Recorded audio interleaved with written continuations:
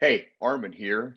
Welcome to the NSP Nutrition Show, where we cover training, nutrition, supplementation strategies, and a whole lot more. So stand by.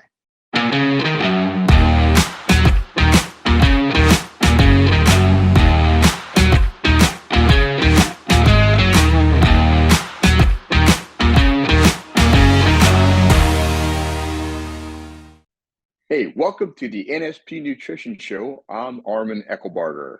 Hey, I'm Frank Mills, and thanks for joining Armin and I again this week. We've got a great show for you today. We're going to be talking about peptides for IGF-1, pros and cons. So you're going to hear the best and the worst for each. And we got NSP fan questions. You know, we've got a lot of good questions this week, and I always get excited about that. We get excited about you sending your questions or topics into us to help us with this show. So excited to get that going. But, you know, Armin, let's get this show started. It's a darn interesting topic. What prompted you wanting to talk about this today? Okay, so first thing I want to do is explain what IGF-1 means. That stands for insulin growth factor 1. And what that does, it's involved with helping growth hormone release naturally in the body. So it's a form of growth hormone release stimulation. And so there's peptides that have shown to activate that or improve it, and there's different types of that. So what actually happened is my son had called. His name's Brant. He's 24 years old. He'll be 24 next month, but he called me. He goes, "Hey, Dad, what do you know about peptides?" And I'm just like, "Well, what do you want to know about peptides?" And he goes, "Well, one of my buddies who's the same age as him, I was thinking about taking them." And I go, "Okay." And he goes, "He said he did his research." And I'm like, "Really? I don't think he did that much research, but we'll talk about it." So that's what stemmed from it. You know, this is something that kids that age are seeing, and I thought, well, let's talk about that and kind of enlighten people what they need to be aware of if they come across it. So, Well, it's a good thing that he called you, because a lot of times they'll just try things because their friends are doing it, assuming it's okay, right? well, he's not. I've kind of coached him, so he's always like does a little homework for you if he considers doing anything. So I wasn't too worried about that, but Yeah. he's trying to help his buddy out. So, Gotcha. uh, Gotcha. so that's kind of how that got started. Well, so what did you tell him, Armin? I'm All curious. right. So I explained to him it's totally unnecessary at their age. Okay. But if they want to know where they stand, which there's nothing wrong with that, it's just to have a blood test done to see where their level is. That's Mm-hmm. the easiest thing to do. So so I asked him, I go, "Where did your buddy learn about this, anyways?" And he said, "Well, he saw it on YouTube." Yeah, go figure. So I go, "All right. So what YouTube channel?" He goes, "Well, it was Derek with more plates, more dates." This is a 30-year-old guy that he apparently does all kinds of steroids to see how he responds to them, and then he talks about it on his show. And he's apparently Oh. done really well because he's different. Uh, so it's not the kind of guy I'm going to be following, in my opinion. But that's how Uh-uh. it got started. He made it sound like even at age 30, no big deal, etc. I was like, okay. Well, I'm kind of curious. When you talked with Brent, what was his friend's rationale about why he even needed to take these peptides? Yeah, and I had to ask that question too. And it's like, what's going on? I mean, what are you looking to do here? And Uh-huh. Brandt's like, "Well, Dad, he doesn't want to follow a solid nutrition program because that's what Brandt's doing, and he's trying to help him with his nutrition.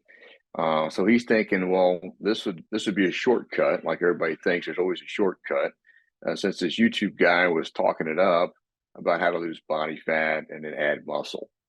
So that's what looking for a shortcut, like a lot of kids will do. Well, I'm sure you set him straight. So what did you tell him? All right, so I just explained it.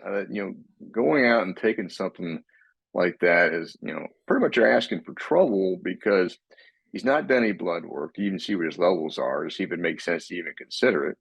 And if you're going to do anything like that, you need to have a qualified physician or medical professional to monitor, what's going on and, what would happen even if you were to do it, which, Right. I wouldn't even, any medical professional, I don't think would even recommend it.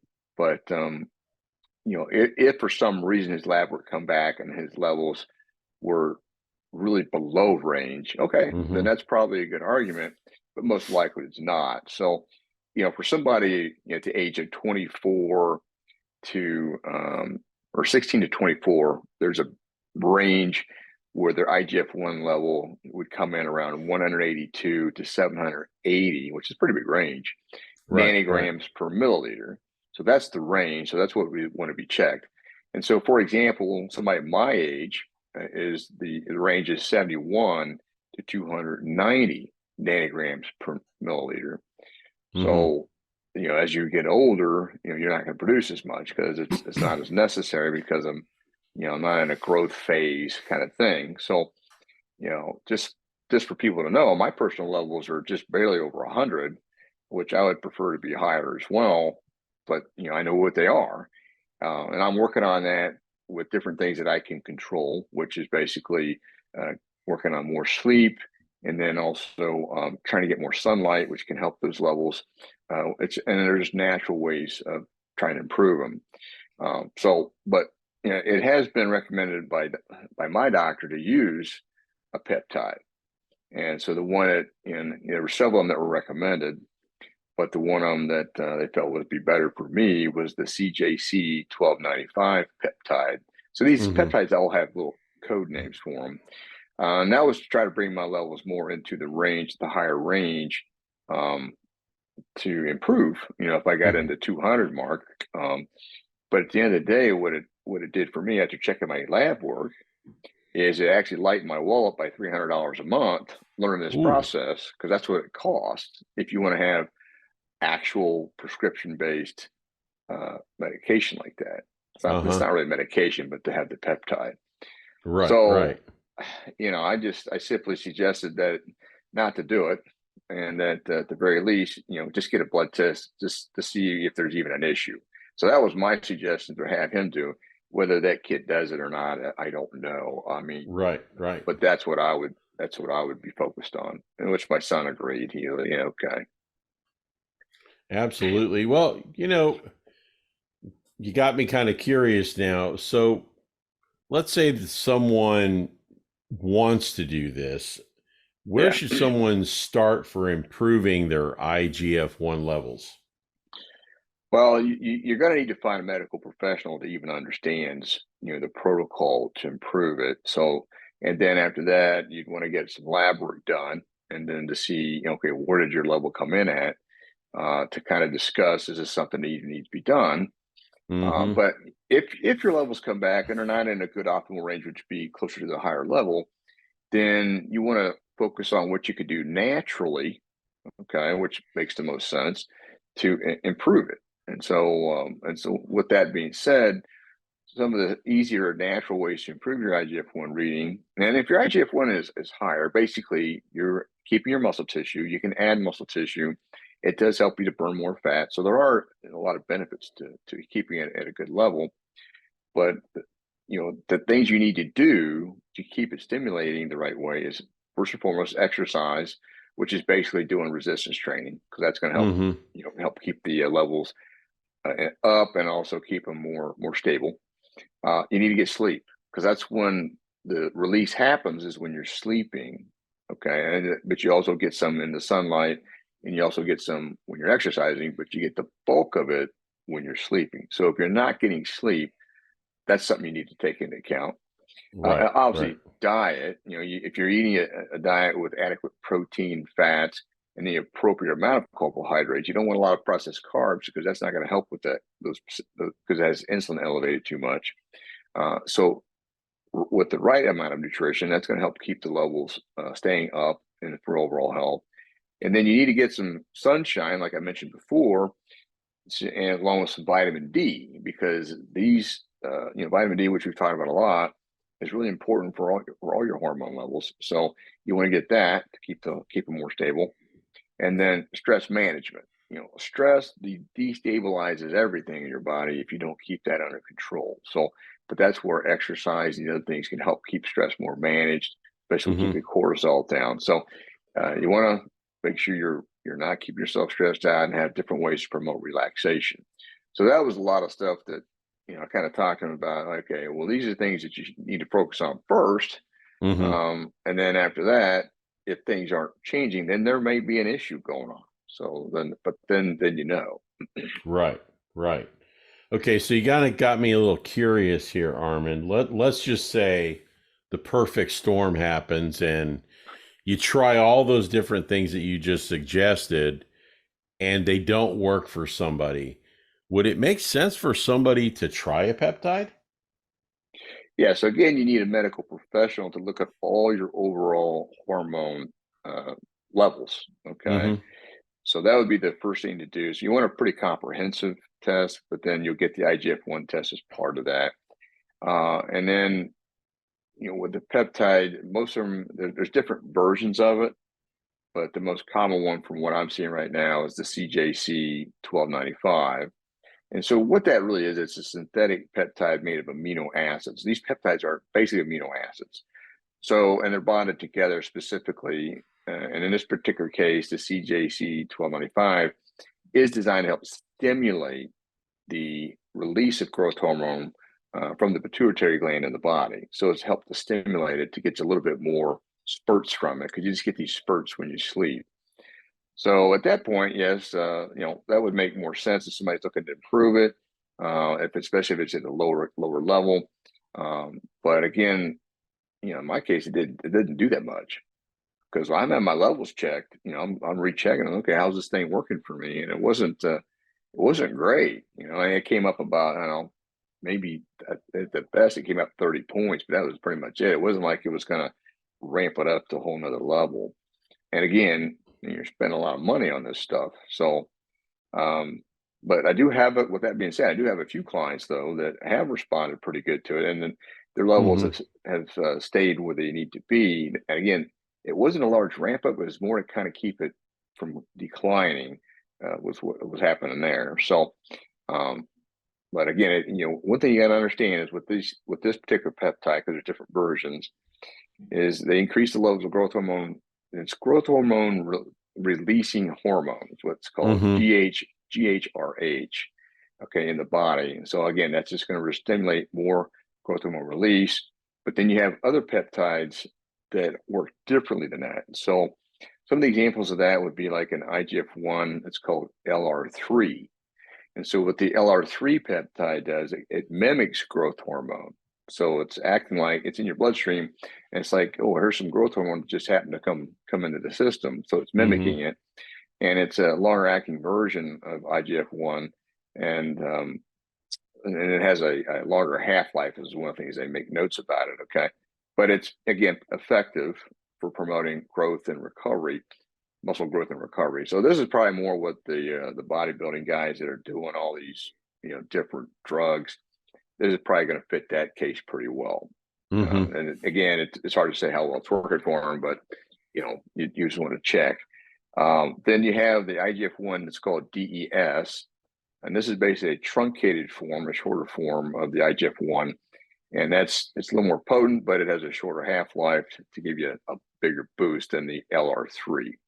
So, like I said, there's a lot to know about this stuff. So, and then you have the IGF-1 EA, and those are just like peptides that help healing.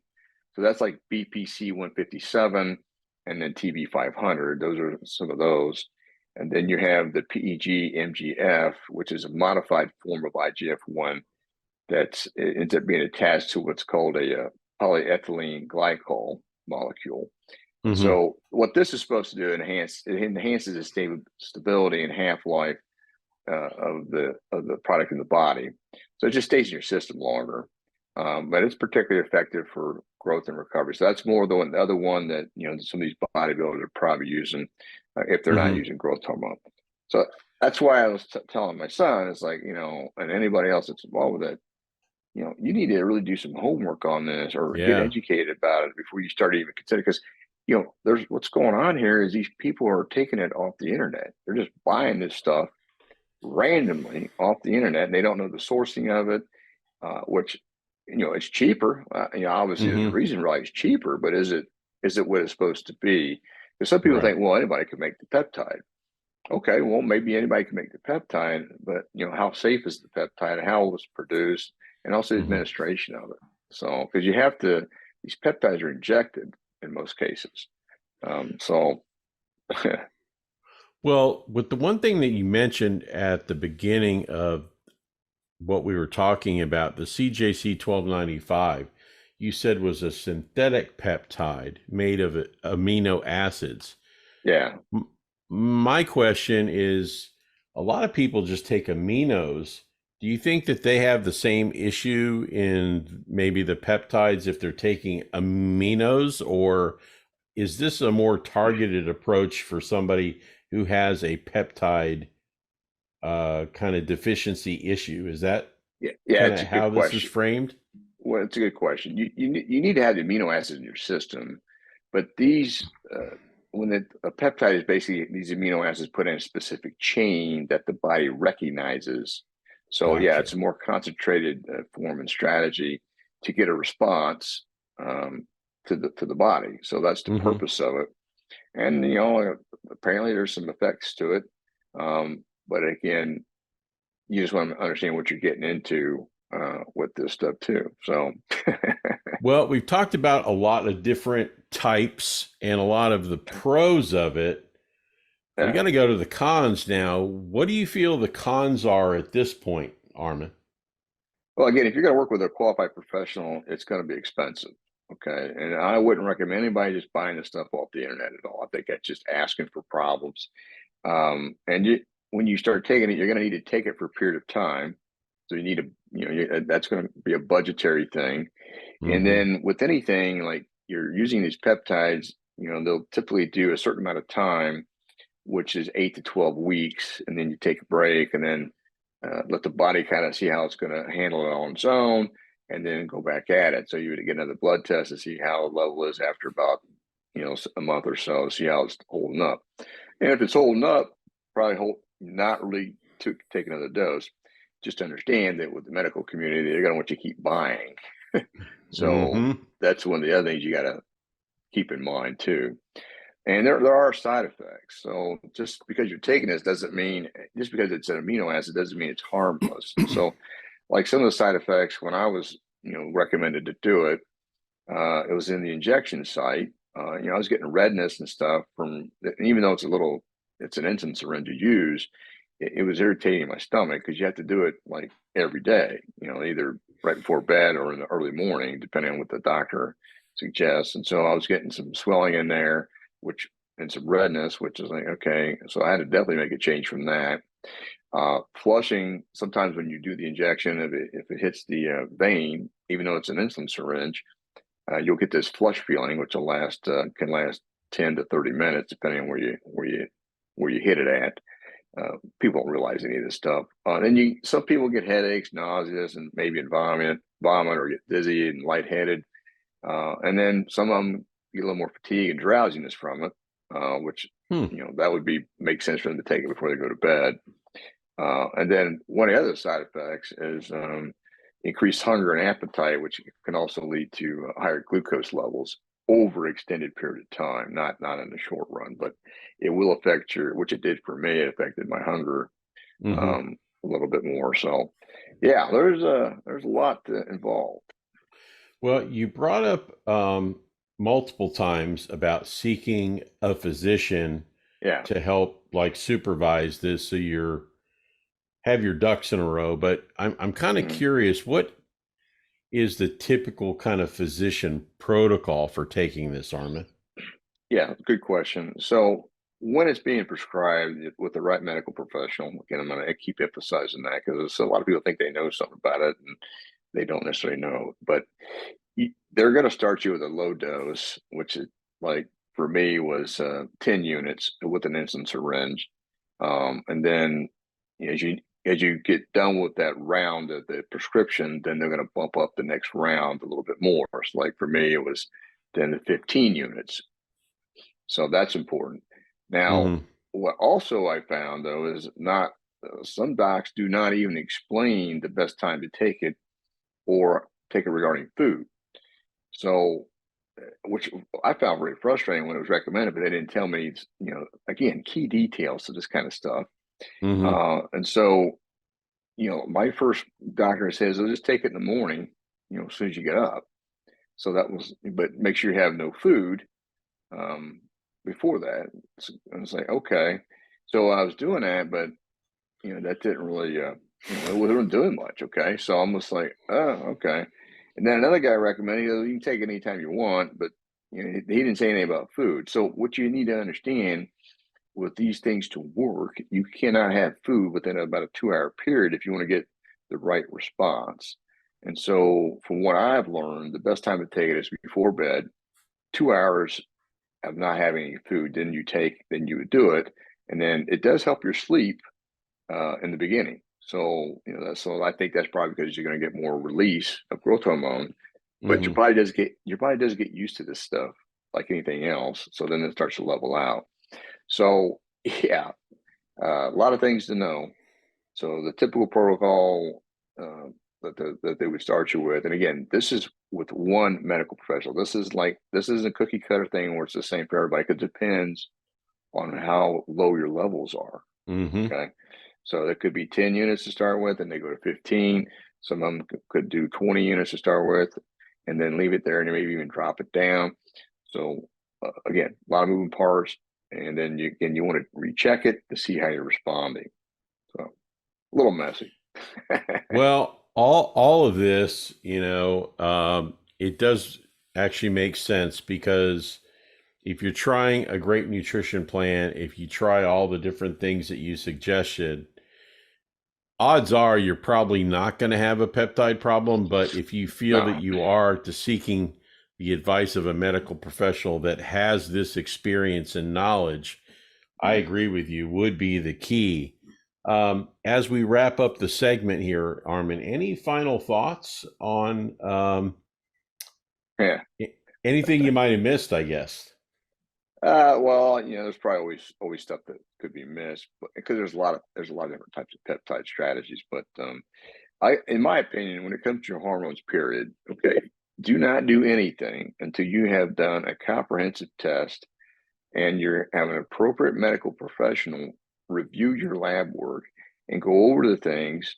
And if anything is not in line, your IGF-1 or your testosterone, your free testosterone, your estrogen, etc., then let's seek the natural strategy first, because you need a medical professional that wants to do that versus write the script. Okay, and there's not a lot of those out there.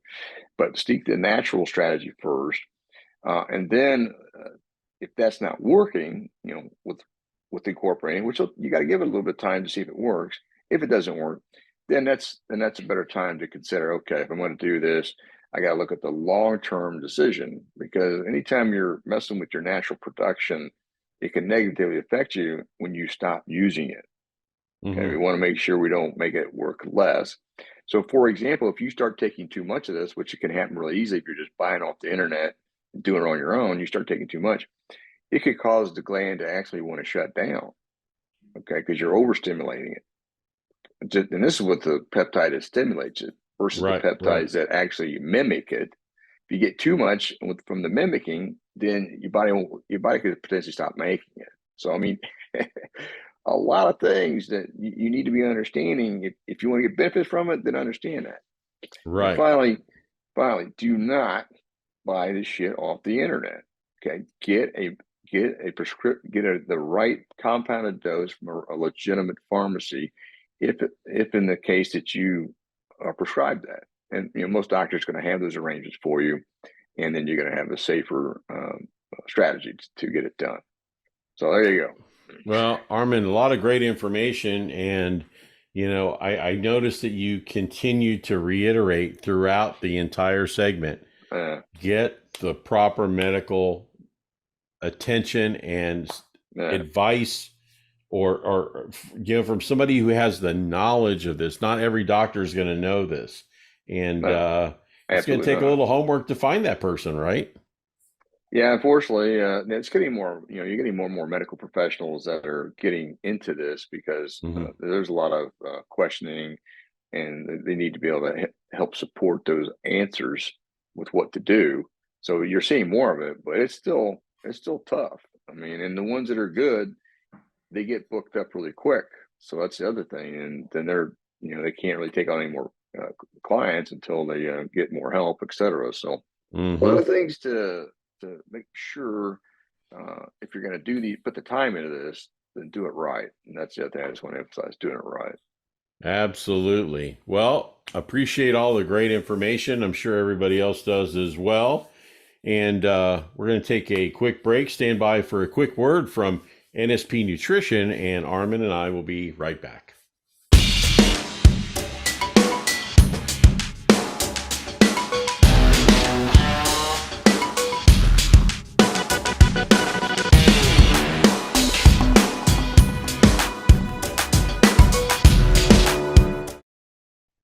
Hey, and welcome back to the NSP Nutrition Show. I'm Armin Eckelbarger. Hey, I'm Frank Mills, and we appreciate you joining us for the show. But I kind of always direct people to either products or certain things about NSP as we come back from the break. And if you haven't been on the website in a while, they've got a pretty cool banner up for a summer ready body. Yeah, And you buy two, you get the third one half off with all supplements, and you get a free Vince's Gym tank top. So I don't know what more you could want. I mean, that's a pretty sweet deal, in my opinion. So check out nspnutrition.com today and get yourself ready to have a summer ready body if you don't have one already. Hey, but it's a right. good deal. Armin, fan questions. I always get excited about what we're going to Hmm. get. And Yeah. we've got this guy. His name is Arnie. He's in Alaska. He's Okay. an outdoorsman, likes our show, likes our podcast. And I guess we did a show about sleep. I'm trying to think back. We've done so many shows, it's hard for me to Uh, remember. But he said that he has no problem sleeping. mhm. And he says that his thoughts are he's active, he's outside every day, he does a lot of manual labor, he walks a lot, he hunts, he fishes, he does all that stuff. He's an active guy. Mhm. He says, when I get back and I'm done with my day, I have no problem sleeping. His question is, do you think that there's such a sleep problem in the world because of stress and lack of physical activity? What's your thoughts?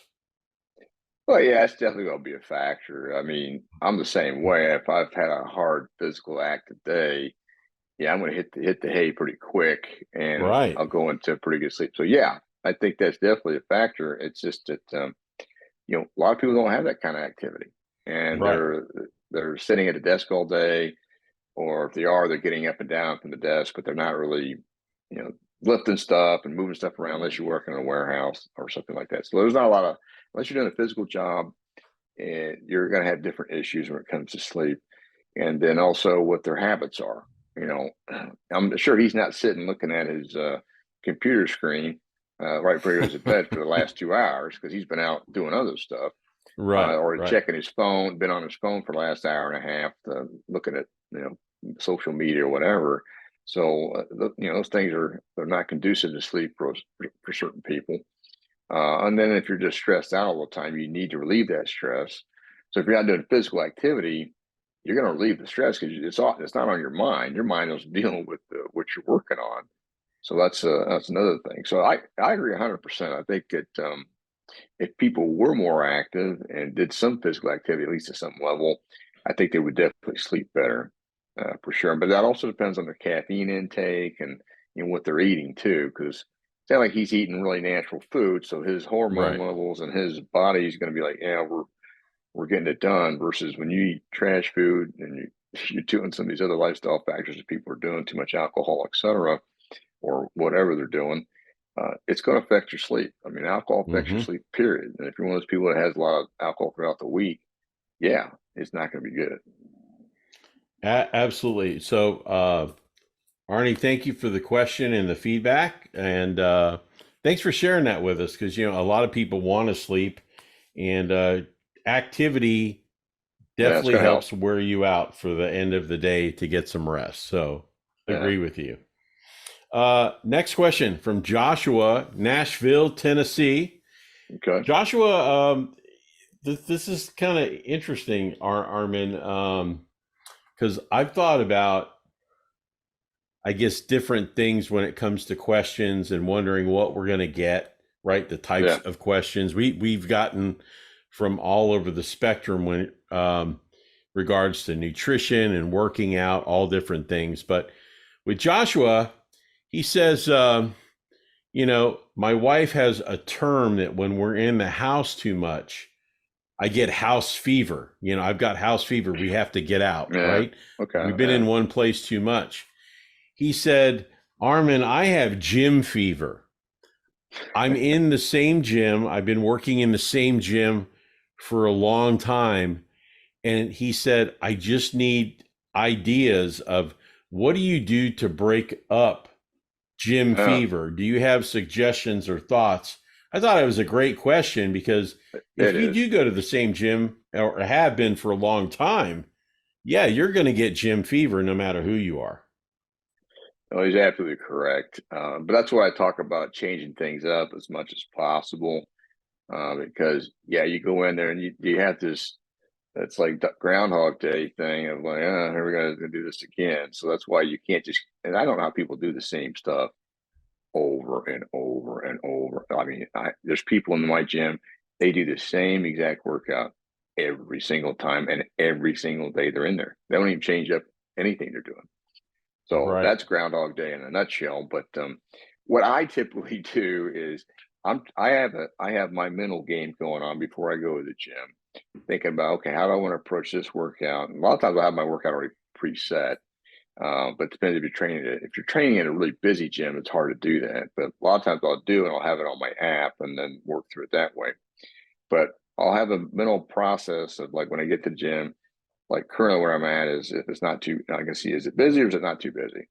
So if it's not too busy, then that's why I may do some giant sets, some trisets, like 3 or 4 exercises nonstop, just to really challenge myself and to break the monotony and to see how I respond. So, that's one thing I like to do. Also maybe just do really short rest intervals, going back and forth with these different exercises. If I'm not doing the giant sets, or the supersets and trisets, then you can also just do drop sets and extended sets. So, and try other exercises. So you want to like look up different, like, you can look at my YouTube channel or whoever you like.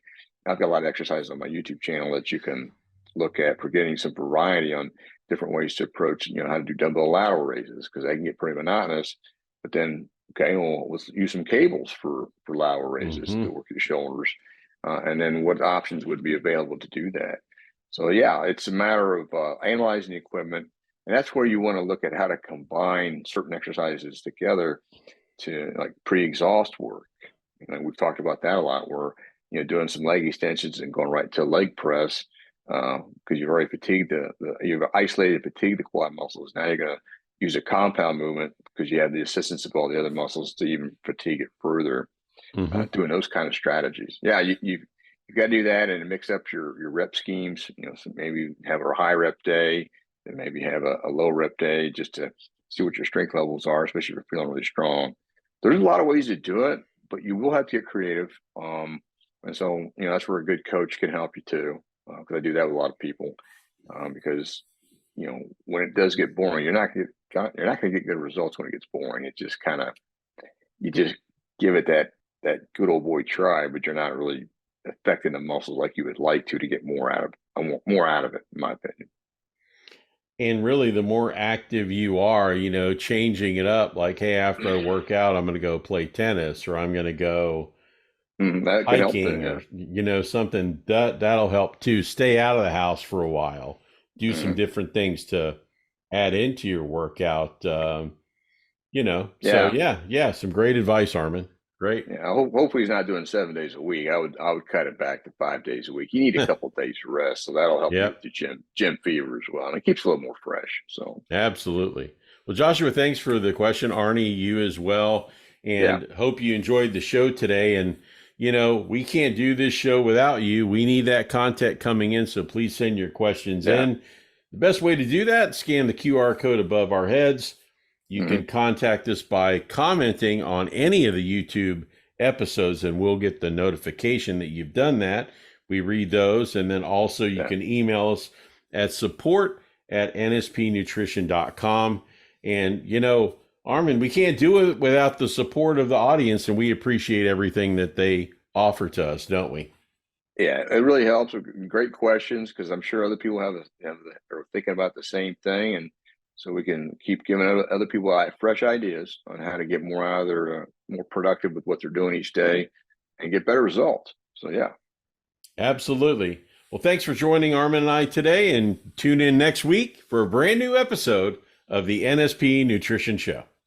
hey, thanks for checking out the NSP show. Go to nspnutrition.com where you can find a whole heap of resources to help you achieve stunning definition and eye-popping levels of muscularity. Don't forget you can save 10% on your first order by using the code NSP show at the checkout. Catch you next time.